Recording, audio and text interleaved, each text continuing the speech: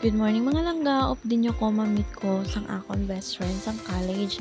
Siyempre, nagkita na kami ni Nining kay para makakadto na kami sa amon kaladtuan. Siyempre, masakay pa kami nga daan sa series.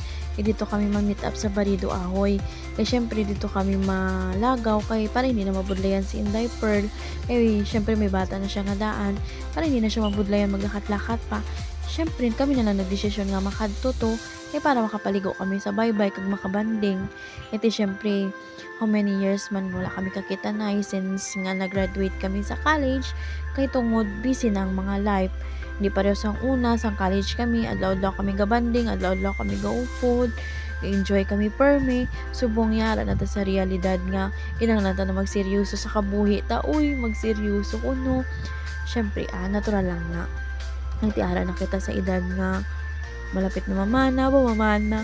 Syempre, hindi pa kaya dapat patandom mo dapat lampas labuton sa life. Kay, amon naglagaw na lang kami kay para at least, maano man bala, ma-treasure man na mo na moment, every moment na bata pa kami, samtang wala pa kami pangabuhi. Syempre, enjoy lang ang life, samtang kaya pa, kag masarangan man mag-enjoy. Bisan simple lang, importante sadya kami nga apat ya ang at least nag-importante nag-enjoy, diba? Kaysa sa lang, kung ano lang, ang madang tanamon dira. Syempre namin man kay namin man to ang view, namin man ang paliguan.